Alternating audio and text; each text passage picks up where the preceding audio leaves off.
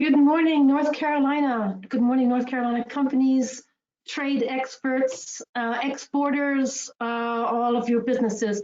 We're delighted that you took the time today to spend a moment with us talking about online business development tools and listening to what North Carolina can do to help state companies and help you all in these kind of strange and difficult times that we're all living through. Just while the last people are logging on, a couple of little housekeeping things to mention for today's webinar. First, we're going to be about 45 minutes long, but we've saved some time at the end for questions, and we're really hoping that you do pop your questions into the chat box, question box. We'll be curating those questions over the webinar, and now's your chance. Everything you've ever wanted to know about online business development tools, now's the chance to ask. So please, we welcome the questions. There'll also be a couple of little polls during the webinar. We really hope that you all take your mouses and click on the response that's most relevant for you. And at the very end, we're going to have a very brief survey. So when I end the webinar, there'll be a brief survey on your screen. It takes less than a minute to answer. It's just basically, was this okay? Did you like it? What do you want to see more? We'd appreciate your responses on that too. So most of you, or many of you are still, some people are still logging on. So why don't I just go and introduce ourselves first. So I guess my name, to start off with, my name is Susanna Hardy, and I'm Chief Content Officer at IBT Online. And as I said, I'm really, really pleased to be able to speak to you today and talk through about what the state of North Carolina is putting in place to help its companies. John Loyack is going to be doing that as well. He's Vice President of the EDPNC, try saying that backwards, the Economic Development Partnership for North Carolina, and he is an absolutely tireless advocate for North Carolina companies and is incredibly approachable and thinking in many imaginative, innovative ways to help companies like that help you. And we're also really, really delighted to have Jonathan Szucs with us, owner, president of Advanced Superabrasives, a solid, great North Carolina company. And Jonathan's going to be telling us a little bit about the experiences they've had in the last year, some of the choices they made, some of the priorities they made. And we're really, really delighted and pleased that he could join us today. And I'm also joined by my fantastic colleague, Samantha Sofici. Samantha is the Senior Business Development Manager for IBT Online. And as she's always there, happy to jump on a call, happy to Zoom or maybe hopefully one day come and I'll see you guys to talk about online business development tools, websites, marketing, anything that you could want for that. Just a very, very quick word on who we are as a company. IBT Online stands for International Business Technology Online. We've been around for quite a while. We've been around since 2002. And we are really proud to say that we're focused on online solutions for companies, and we're really proud to be able to work with U.S. states and the state of North Carolina to provide something called the Online Global Programs to basically help you with international websites, international marketing, and so on. So, and we'll talk about that later. We're a U.S. company, we're private, and we don't actually have an employee in North Carolina, but we're actually openly looking for it. So if anybody wants to drop the CV at the end, that would be useful too. Today's agenda, we're going to start with John talking about North Carolina and the EDPNC and what resources the EDPNC has for North Carolina businesses. Then I'm going to take back and talk a little bit about why we think North Carolina exporters could actually benefit from some of these online business development tools. Jonathan's then going to come and talk about the experiences they've had on Advanced Superabrasives. And then we're going to take it back and talk about what are these tools that we're talking about. A little bit more definition, a little bit more deeper dive into that with Samantha. And then we're going to talk about the online global programs, how they can help you, what you need to do, what grants are available, and then takeaways and Q&A. And like I said earlier, drop in the questions. There's a question already. Yes, you will be getting a recording of this webinar at the outlets. So in that sense, you can sit back, listen, enjoy, don't multitask. This is the webinar, nothing else going on. I'll hand over to John now to talk us through about EDPNC. John? Thank you, Susanna. It's a pleasure to be here. And I think one of my goals for today is to be as brief as I possibly can, because I need to turn it over to the real star of our show, and that's Jonathan and the team with Advanced Superabrasives out in Mars Hill. So the next slide will show you just a little bit about my organization. The Economic Development Partnership of North Carolina is the state's economic development agency. We work very closely with a number of partners at the state. And what you see here is our 5 main areas of focus. We are the ones who are responsible for the promotion of the tourism industry. And for those of you who are ready to pick apples and go see the leaves change out in Jonathan's part of the state, it is a huge industry for us and has been impacted significantly by COVID-19. So anything that you all can do to support the tourism industry in the state of North Carolina is very much appreciated. We're also focused on recruiting new business into the state. And believe it or not, throughout this whole pandemic situation, we are still seeing a number of businesses who look at the North Carolina business community and the economic climate that we have here and look at this as a place, now that they've dealt with some of the COVID-19 situation and looked at a new location. North Carolina is one that looks pretty good in a lot of different ways. But the 3 groups that I manage are the ones in the center, and this is our existing industry support team. We have folks all over the state working with businesses on virtually every issue that might impact a business here in the state. We've got a small business counseling team that's taking calls from folks who are trying to start a business, maybe somebody who's been impacted in terms of their job and are now looking to start a business. We have a great resource in place to help them with that. But the group that we're really here to talk about today is the one in the center, and that's our international trade team. And the next slide will show you a little bit about what that trade team does. First, just to kind of put things in perspective, I want everybody calling in today to know that we are, every aspect of the economy has been impacted. I mentioned the tourism industry earlier and others, but exports have been impacted significantly. My team takes a look at monthly results as they're made available to kind of track what the major markets are for North Carolina exporters. Where should we be looking to help support North Carolina exporters? What the new market opportunities are? What is it that a certain market is looking to North Carolina for? Is the Netherlands, for example, an up-and-coming market for pharmaceutical exports, for example? What are the things that we can do to help introduce North Carolina exporters to those markets? Having said all that, to be perfectly blunt, as we've looked at numbers through the end of July, North Carolina is about $4 billion off where we were for the same time period in 2019. Last year, the total exports done by North Carolina manufacturers rose to just over the $34 billion mark, which was a new high for us. But this year, I don't anticipate that we'll be hitting that same high. And so my message to you all today is that now is not a time to walk away from your international selling plans. We've been impacted. There's a lot of things that have happened. But what we're going to do today is talk about something that's going to help you, even though we can't get on a plane and travel to meet with some of our clients and some of our representatives overseas. Just kind of a closing point on the international trade team. There's a variety of things that we do. We're the group that you turn to in the state for a certificate of free sale, a variety of other things. You want to do some market research on an opportunity, we can do that. There's a variety of things that we can do.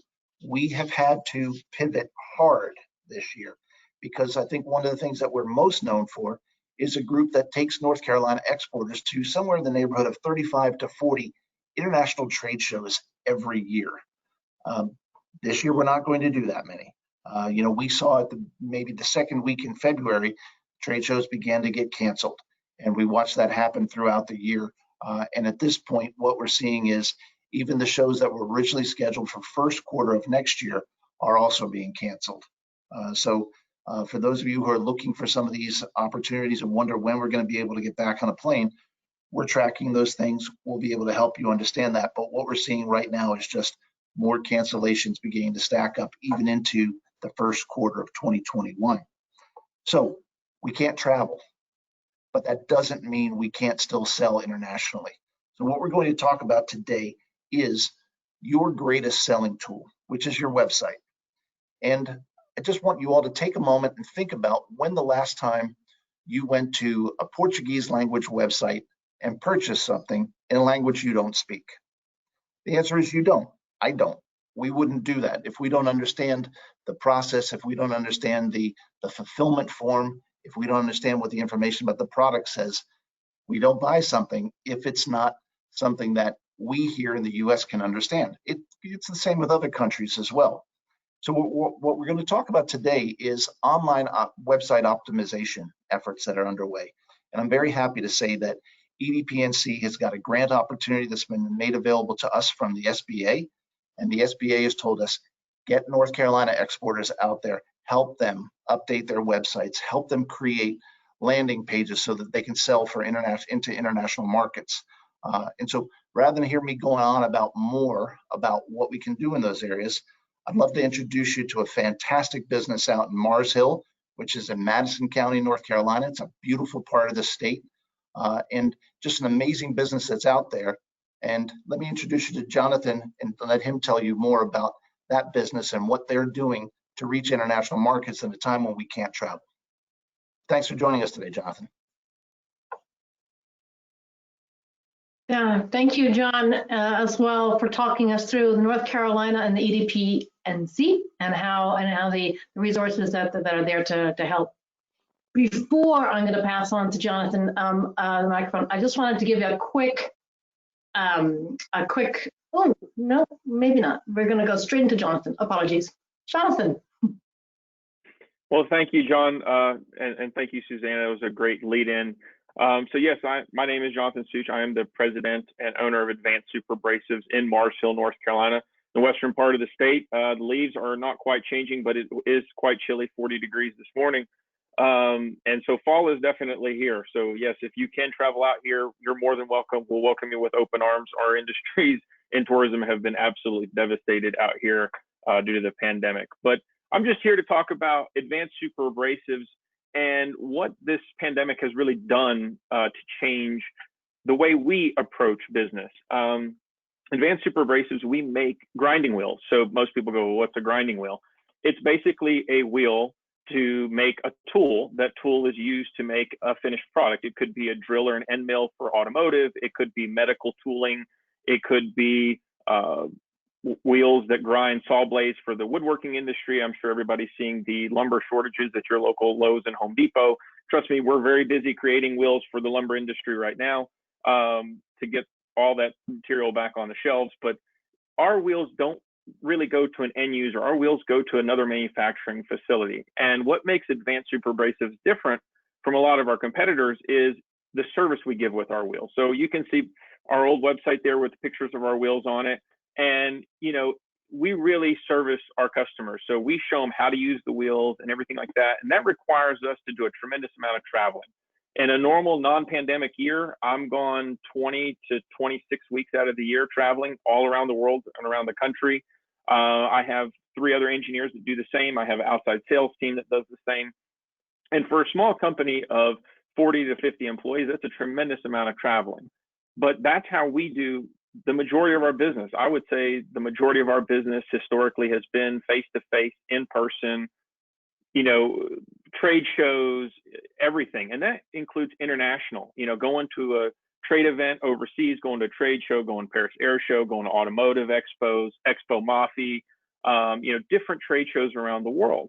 Well, we can't do that this year. So what does Advanced Superabrasives do? Well, we sell to 28 countries around the world. So are we just going to sit at home and not do any work? No, we have to get creative.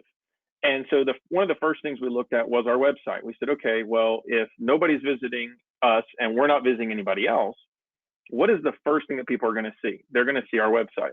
And this is our old website right here. And we decided that this is just a poor representation of our company as a whole. So we went ahead and we made the decision we really need to get not only a new US website, but also our two largest markets are Canada and Mexico. Now, exporting equates to about 25% of our annual revenue. And out of that, if your two largest markets are Mexico and Canada, why wouldn't we create a website or at least a landing page for Mexico and Canada to increase sales into those markets? That's the quickest way to do that. So we created a new website. This is a picture of our US website here. And you can see it's totally different. It's totally revamped. It really represents the company better. You know, it represents us as more, you can see employees in the background there working. It represents the company as a whole. We're a very personal company. We like to be face-to-face. And right now, we're go-to-webinaring with you right now, or we're Zoom meeting, or we're go-to-meeting or Teams or whatever we can do with our customers internationally. But our website really is the face of the company. So we made the decision to go ahead and create not only just a new US website, but also one for Canada and one for Mexico. And people say, well, why would you create one for those markets? They're your largest markets. Well, there's a lot of industry sectors in those markets that we're currently not, you know, really active in. We have a little bit in automotive and aerospace in some of those markets, but not as much as we would like, or medical or whatever.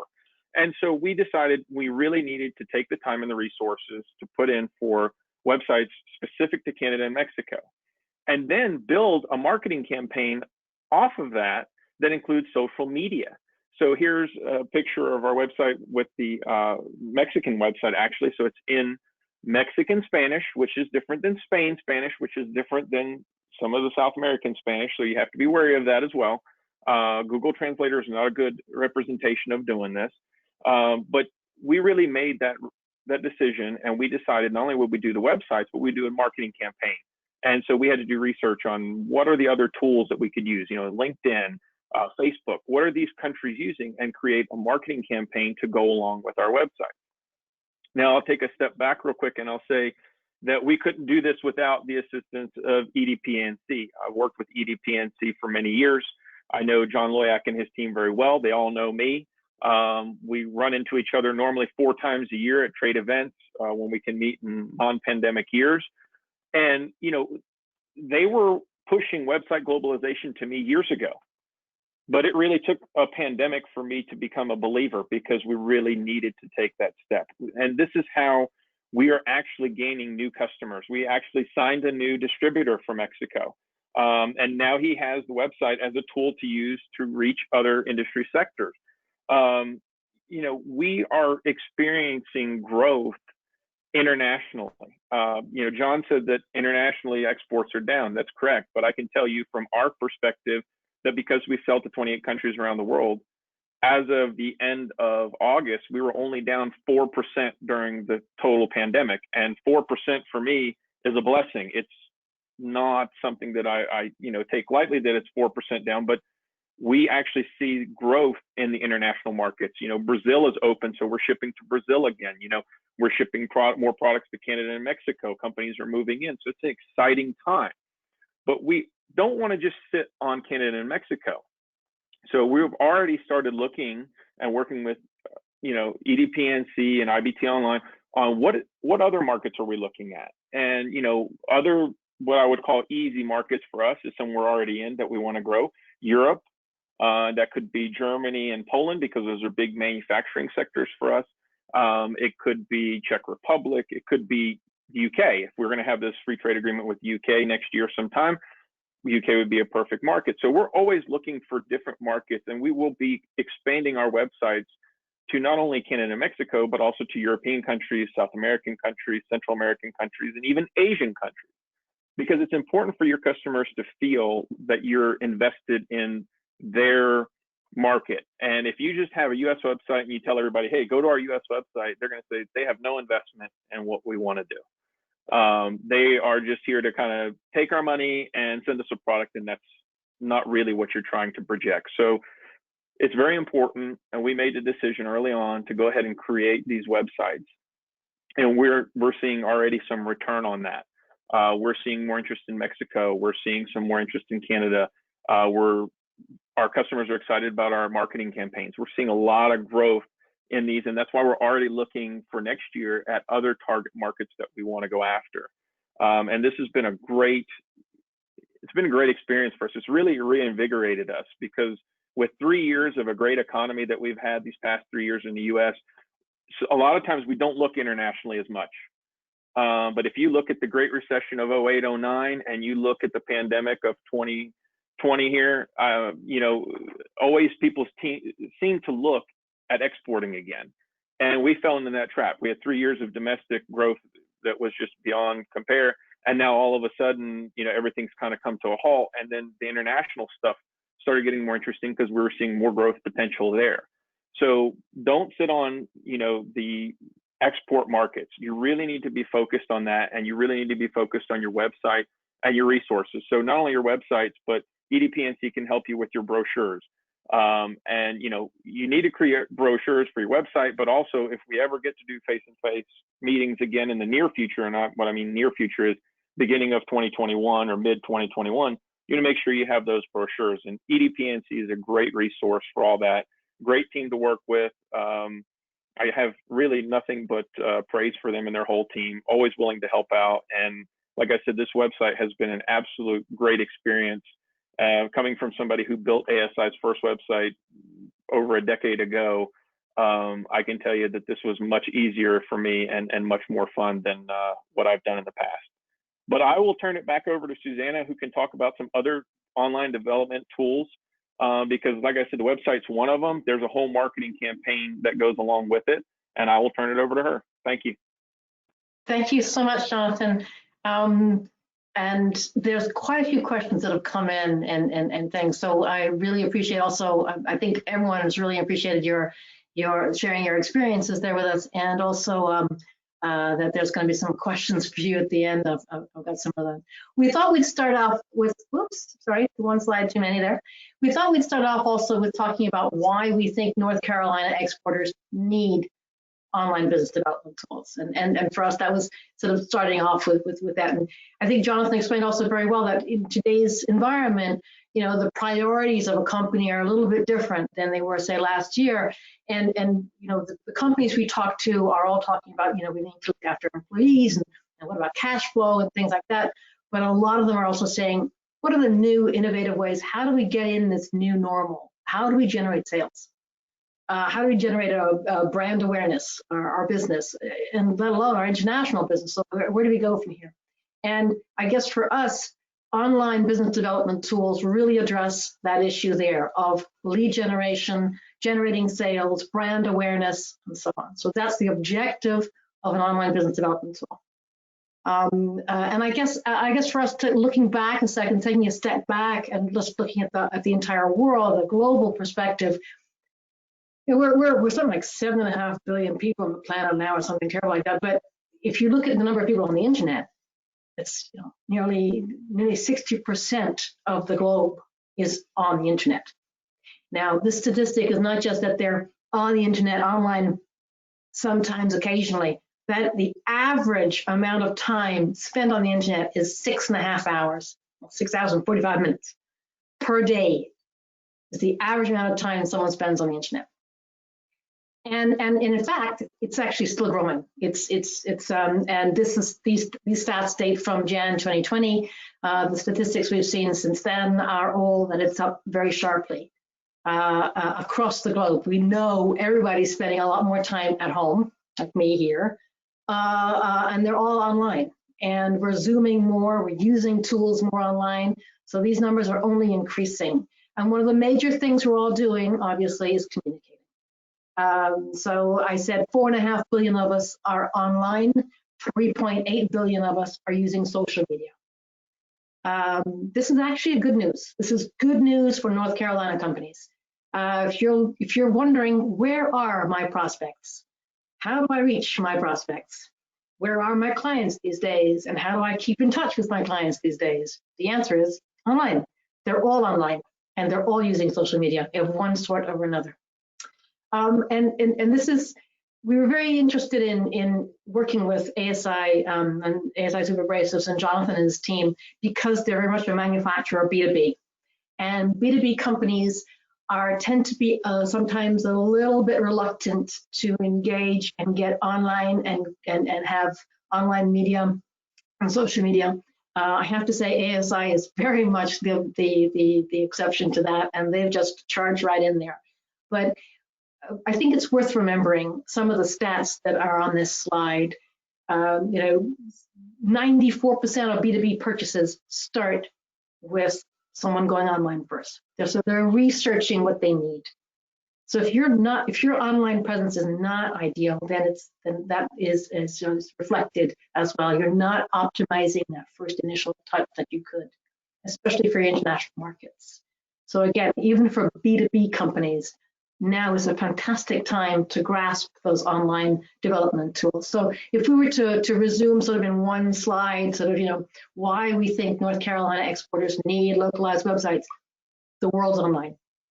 Your suppliers, your future distributors, your clients, your prospects, they're all online. And you can reach them through social media and through your website. It's a great way to prepare for that new normal. And I don't know what it will look like, but my guess is that it's going to involve a lot more use of ongoing online tools like websites and things like that. They're just a fantastic way of making sure that your company is found and understood and is engaged with, that builds up that trust that's so needed for the buyer's journey to end successfully with sales. Let's now talk about sort of what are these online business development tools. And I think I'm going to pass over to my colleague Samantha to talk through some of those. Samantha? Yeah, thanks, Susanna. And thank you for everyone for joining us today. So today we're going to discuss the online business tools, and we can divide it into two interrelated pieces. The first one is your website, and the second is your online marketing. There was a time where it was okay to just have a US core domestic website and make sure to kind of look it over and revamp it every now and then, maybe add a blog. But now that everybody and their mother has a website, you have to be a little bit more involved, and you have to have an online marketing strategy to support it.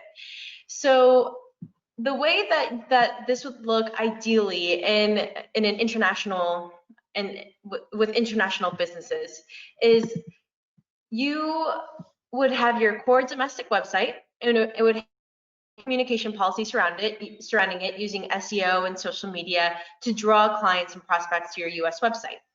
And then for your international clients and prospects, you need a similar online environment, or kind of like a digital real estate. So let's say, for this example, you're targeting France and Brazil. So you have a dedicated localized website for each market, and then you have SEO and social media driving people from the French market and driving people to the Brazilian market to these dedicated localized websites that are 100% for them, for their specific markets.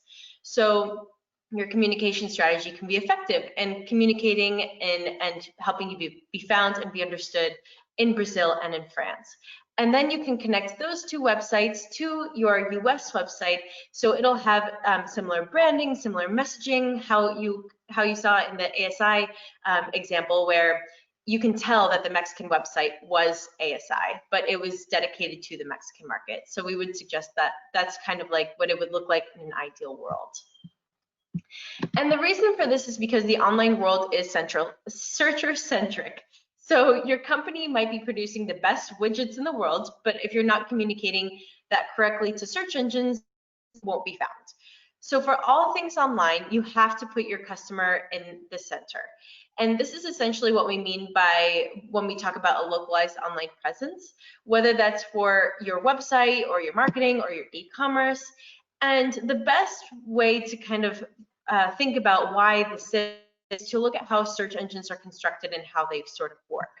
So we are going to take a look at the global leader of search engines, which is Google.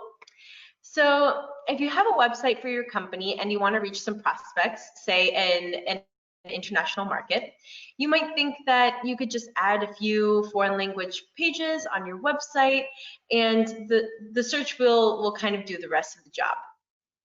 But unfortunately, that's not the case. And search engines in here, we have Google, but the same thing applies to other search engines like Bing, Yandex, Baidu, and these days even YouTube, Facebook, Amazon, apps like like search engines on their platforms.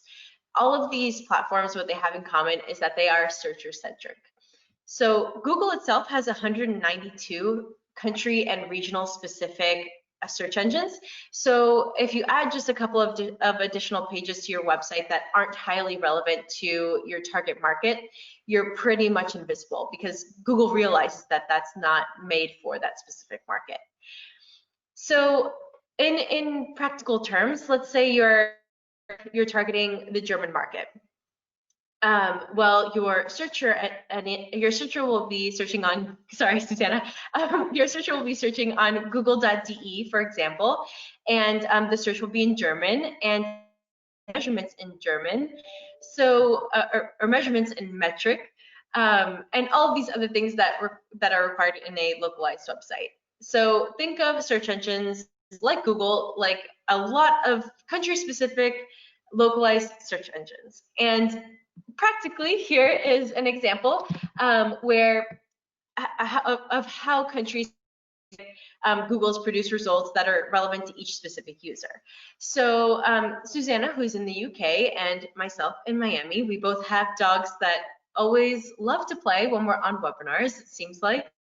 So we both searched for squeakless dog toys on our Googles. Logically, Google provided results relevant to each user. So I got things that I'm very familiar with, like Chewy.com, Amazon.com, and even Yahoo.com with a nice little piece of content. However, Susanna got things that I have that just aren't relevant for me, like barksandbunnies.co.uk, timeforpause.co.uk, and even Amazon was local to Susanna with amazon.co.uk. So the same search on different Google search engines gave us different results.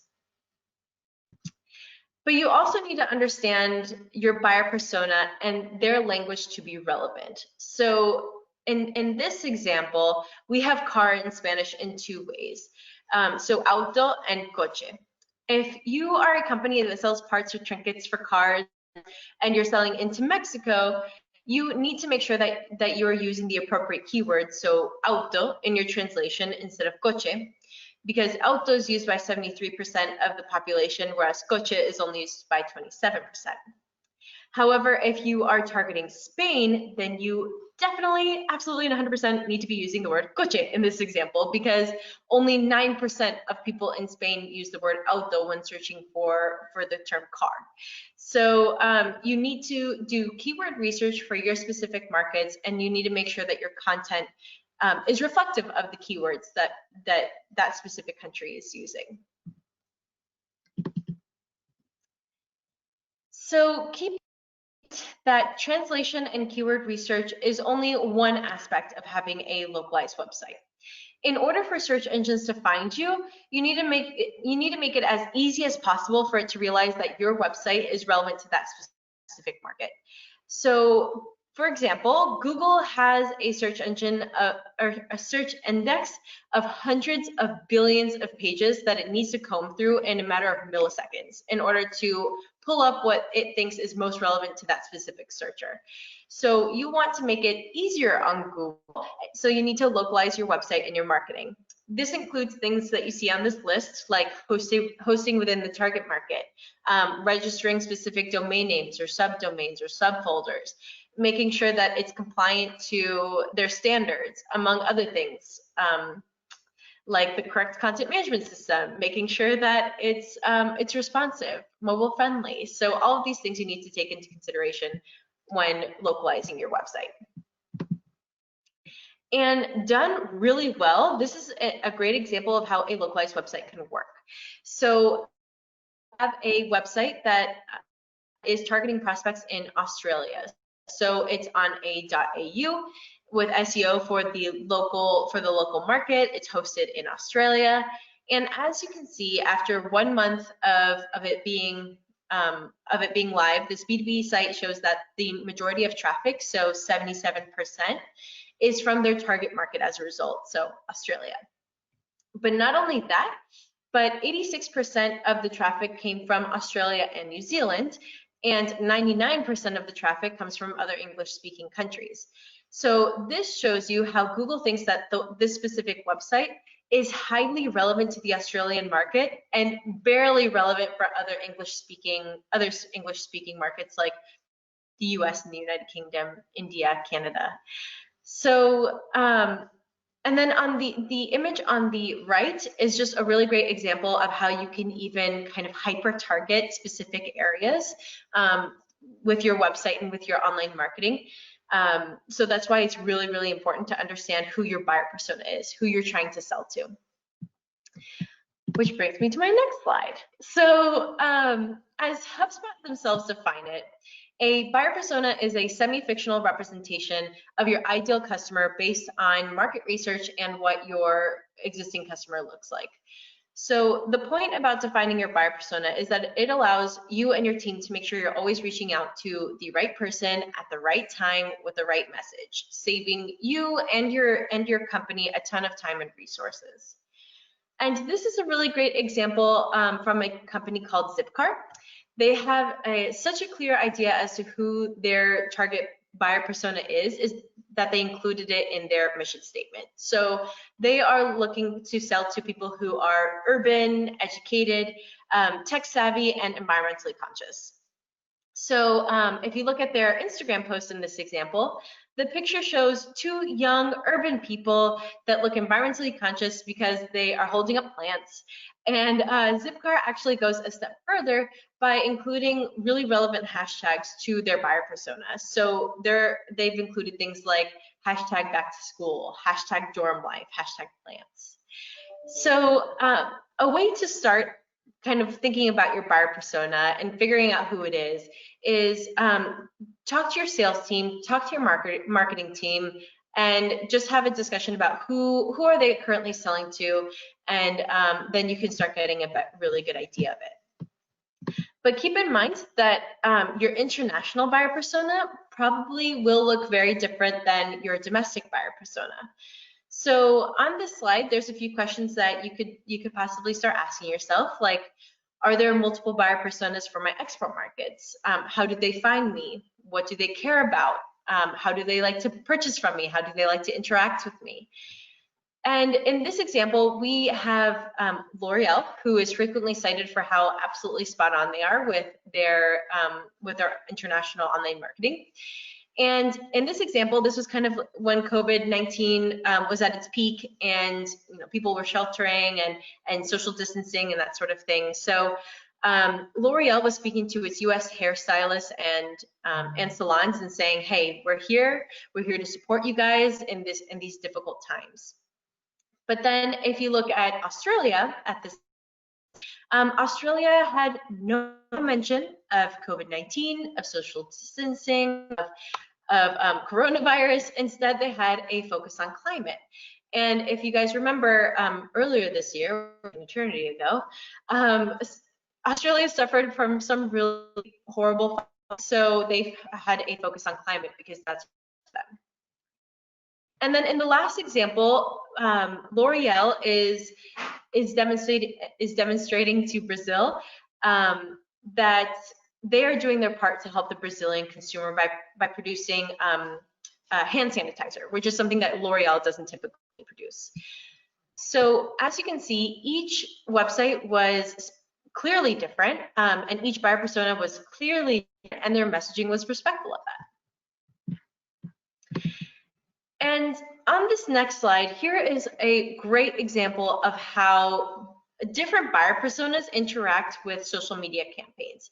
So this is an example from a Facebook campaign where we were promoting the same product, similar imagery and message, but of course localized to each specific country. So a post for Mexico and a post for the UK. So if we look at this, at the results for this specific post, for the UK, we got over 1,200 engagements, and we were so pleased with it. We were so excited because the UK tends to not interact as much. So having 1,200, we were ecstatic. But then you look at Mexico, and we were absolutely blown away with over 20,000 engagements. So, and if we stop our kind of analysis here, then we would think, okay, we were much more successful in localizing our post for Mexico than we were for the United Kingdom. But if you continue to look at the buyer's journey in the next slide, we get a much fuller picture. So you need to understand how your buyer persona and how each market interacts specifically and how they react so that you can look at the numbers in several ways. So for this example, for this specific post, we know that Mexico engages pretty easily. They're incredibly reactive and responsive. They love to hit like, they love to comment, they love to share, unlike the more kind of frosty Brits. So, but if you look at the actual conversions, and that's what matters for a B2B company, is does the social media actually translate into lead conversions? We get a much fuller picture. We see that the numbers are actually pretty similar. So we know that in order to get the same amount of lead conversions in Mexico and the UK, you need to get a lot more engagement in Mexico. So just having lower engagements in the UK doesn't necessarily mean lower sales. So each market is very specific. Each buyer persona is very specific, and it'll definitely differ from industry to industry. So you need to take into account these market and buyer specifics. Thank you so much, Samantha. That was great. Now let's talk a little bit about sort of a helping hand from North Carolina. What does it mean for North Carolina? How can you benefit from some of this? So that's the North Carolina Online Global Program. We have quite a lot of details on this on our website if you want more details, and also obviously reach out to John Loyack and his team. The reason why companies choose to get online tools like websites and things, basically it comes back again and again. It's all about brand awareness, lead generation, supporting in-market partners like distributors, things like that. Those are the key reasons we find again and again. But there's, it's important also to realize that this means also that you're owning your online real estate. You're owning and controlling your brand internationally. There's a couple of examples I wanted to show you just in case some of these, ring a bell and say, yes, that's just like us. So these are all companies in and around sort of North Carolina and around in your area. This is the company that sells via distributors, Bullman products. They sell via distributors and lots of different verticals. So one of the key reasons they want to have international websites is to control those distributors better, to manage them better, to recruit them as well, and eventually as well to have visibility on their end clients. So that the international website, for example, the website in Germany, means that they have a visibility on their end clients in Germany. So it's not just the distributor that is gathering that information. That allows them then to send out, Bullman products then to send out, for example, emails or special offers directly to the clients. And as I said, it's also support for the distributors. And this is a company that's done 2 markets every year for a couple of years. So you can see that they've managed to get quite a few websites. If you want to learn more, there's a testimonial from Anne, the owner of the company, on our website. The next company I wanted to highlight to you is called ASG. They are a very high-tech, very specific, very niche company.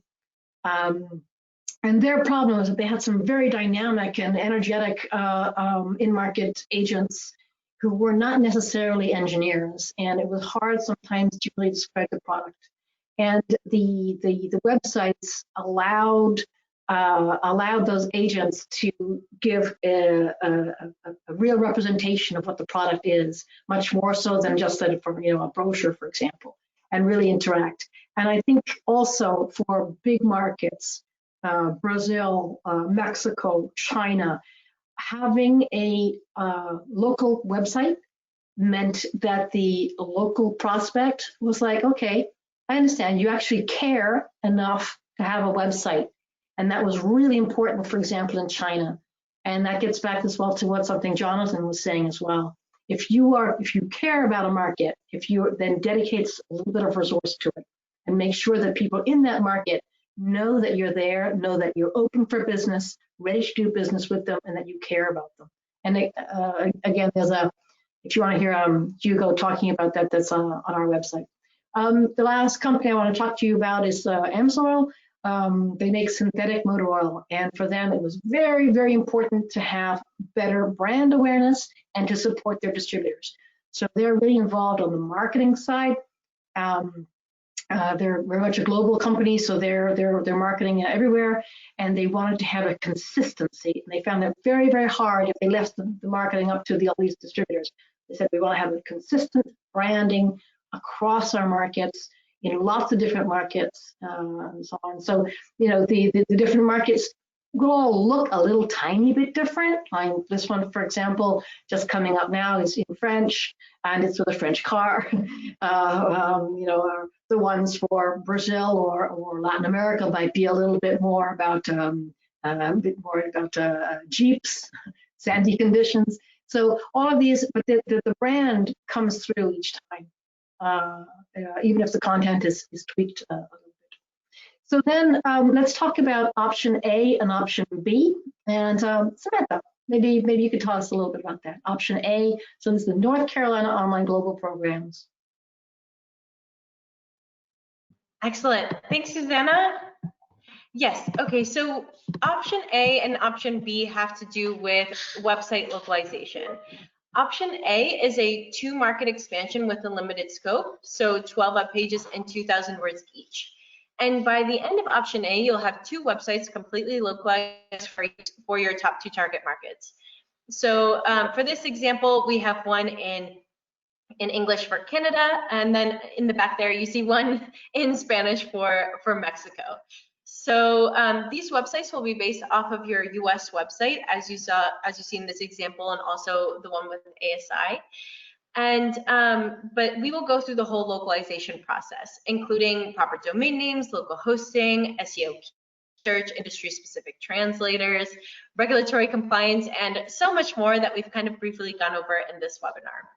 So by having these websites, they'll help you be found by those local search engines.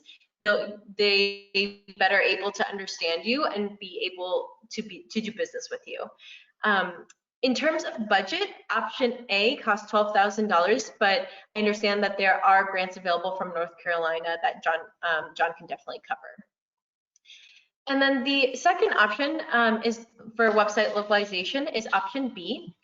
And option B is just anything above and beyond the scope of work of option A. So maybe, and it's a customized scope. So maybe you want a full website redesign, or maybe you want just localized website, but a real scope of work. So, you know, 30 pages and 10,000 words.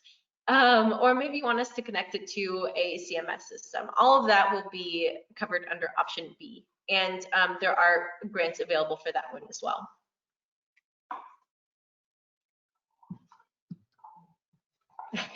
Samantha, sorry.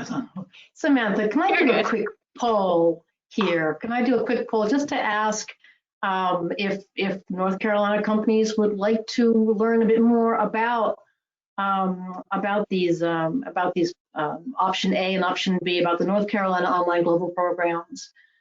So either the 2-market expansion or whichever.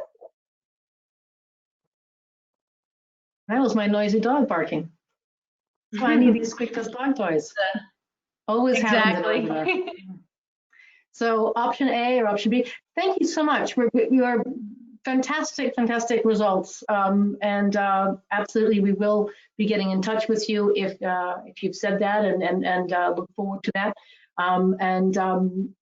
It's very, very rare, actually, I can say, that we've had such, you know, normally we get maybe 60, 70% voting, but here we've got, you know, pretty well 99% of you voted. Thank you very much indeed. I'm going to close that poll and hand back to Samantha to talk about other possible options for the North Carolina Online Global Programs. Awesome. Thank you, Susanna. So the next 2 options are option C and option E. So Option C has to do with international online marketing. So once you have a localized website, then we always suggest that you support it with international online marketing. So both search engine optimization and social media marketing. And option C does just that. So we kind of aim to be your in-house, out-house marketing team, where we would help push your buyer personas, your ideal customers to these new localized websites. And then option E. So option E has to do with e-commerce. And I understand we'll be having another webinar all about e-commerce for North Carolina companies. But just to briefly touch on it, we can create a completely localized platform for your specific market with the appropriate cart functionalities and currency exchanges and that sort of thing, all the necessary plugins for you to have your own proper e-commerce website for your specific international market. And as covered by A and B, there are grants available for C and E by the EDPNC. So if you're interested, please don't hesitate to reach out and we'll be happy to talk to you guys about them. Thanks, Samantha. I'm going to launch another poll, and then I really want to turn back as well to John Loyack to talk a little bit about the grants as well. So just quickly, this poll, if that's of interest to you, perhaps you could tell us a little bit about what you're looking at in terms of if you're interested in the online marketing, if you're interested in learning more about that, and what North Carolina could have for you on that. Thank you very, very much for responding to that one as well. Fantastic, love it, well done. And then I'm going to close this poll and let's turn to John. John, would you like to just come in and talk a little bit about that? Yeah, absolutely. You know, at the beginning of my comments, I mentioned that we have relied heavily on a very strong relationship with the Small Business Administration in DC for 10 years now on a program that we call STEP, the State Trade Export Expansion Program. And it is a program that has made a huge impact on North Carolina businesses. And yesterday we announced the state of North Carolina has been awarded a 9th year of the program. So we're very happy to see that program continue. And through that program, qualified small businesses can apply for grant support on this, up to the tune of $10,000. We went to the SBA as we were working on our application for this year and let them know that we've done this in the past, but we'd like to offer small businesses even more, considering the impact of the COVID crisis that's going on. And the answer was an enthusiastic yes. And so for those of you who are qualified small businesses, this is a fantastic opportunity. We're not going to be putting our marketing budget into international travel for the next couple of months. So let's go ahead and put it into something like this. And the SBA is ready to help via EDPNC. And so our website is where you can find contact information for all of our international trade managers, as well as our very wonderful grant manager, Jen Vogelsberger, who's on this call. So Jen Vogelsberg, somebody we can call to get more information on this and figure out how to apply and how we move forward from here. We would very much like all North Carolina companies to take advantage of this program. This is not necessarily a one-time opportunity either. We'll be updating, we'll be doing this with the SBA in the year to come as well, and would certainly, based on whether or not that grant is approved, would love to roll this out so that you all can come back and do more work on your websites, including all these other fantastic options that you've seen here today. John, thank you so much. We have a little bit of time then for questions. We sort of wanted to summarize a little bit in terms of takeaways. Basically, for us, the takeaway that we would like you to have is just, we feel that businesses in North Carolina would benefit from online development tools at this point. And, what are they? They're localized websites and online marketing.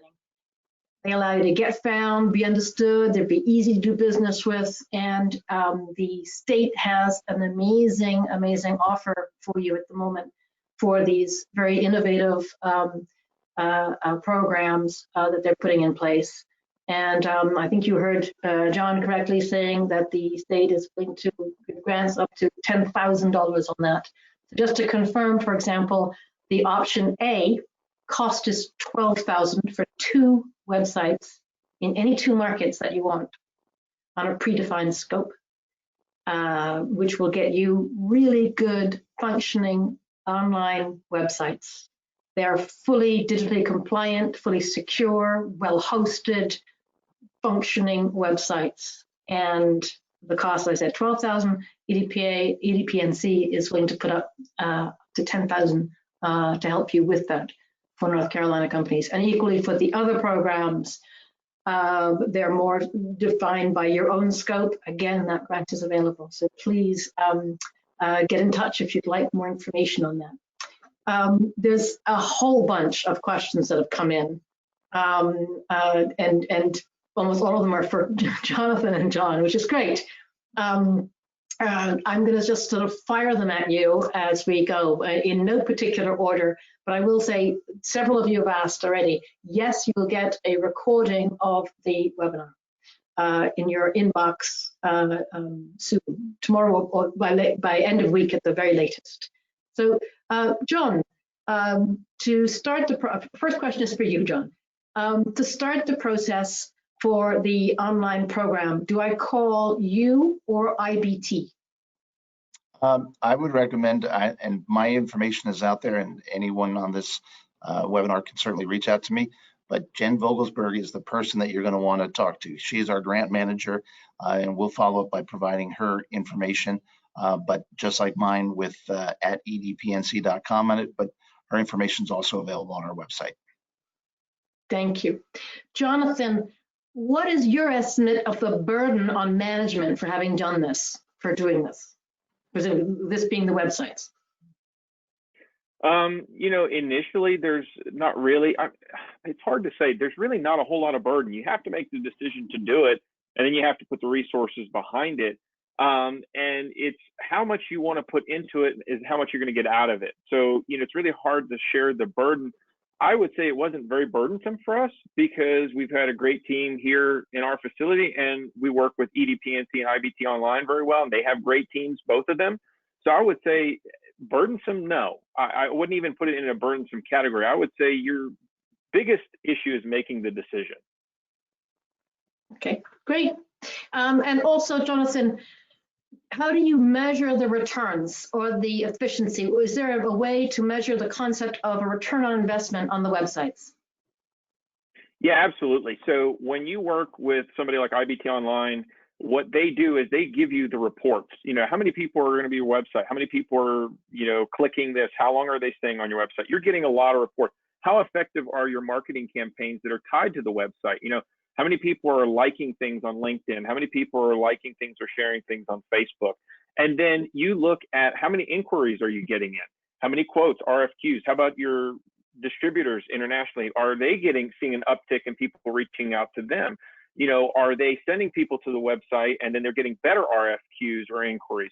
You know, it really is, it's very simple for me to measure ROI.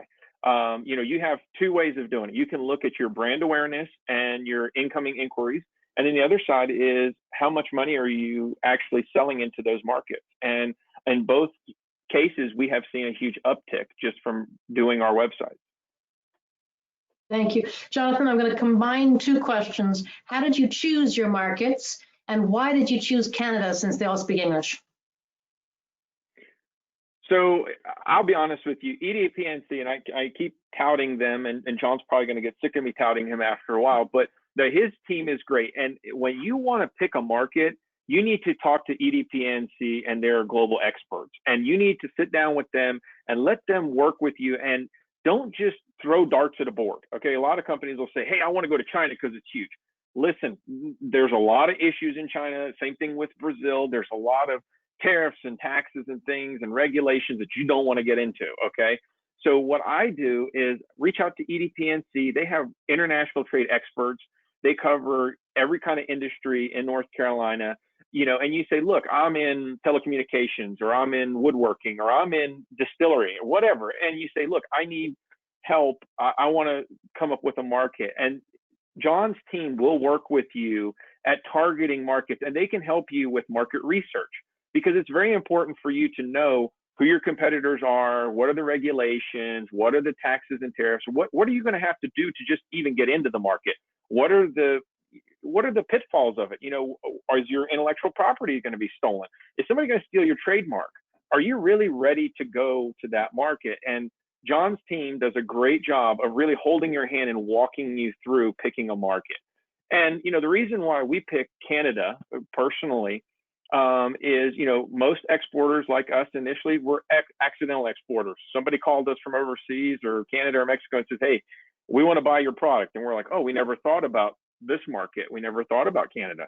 And then over the years, Canada grew for us. And, you know, we looked at Canada and we were talking to our distributors and customers there, and they were like, hey, you know, you got a small part of the market here, you know, in the woodworking industry, boy, you're blowing it out of the park. But there's automotive, there's aerospace, there's all these things. And now with some things reshoring back to Canada and Mexico, and then you add in the USMCA free trade agreement, it makes for a perfect storm for North Carolina companies to look at Canada and Mexico. They're our two largest trading partners, and we share a border, and we have a free trade agreement. And, you know, John and his team, they have local people in both markets that can help you. So you can have a local person here in North Carolina, and you got a local person in Mexico and Canada.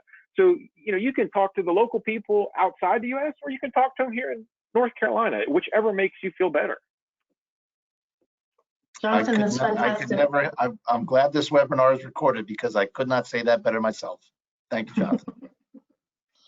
I wanted to point out as well, Samantha has dropped Jen Vogelberg's email contact into the chat box, if you wanted to pick that up, so that you can email her directly to ask about the process and the step grants and so on. So that's part of John's EDPNC team.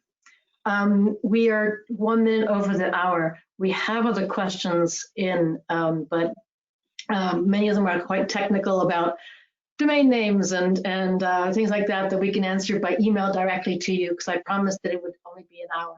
I want to thank, really want to thank John and his team in North Carolina, EDPNC team. They're a fantastic, great team to be working with.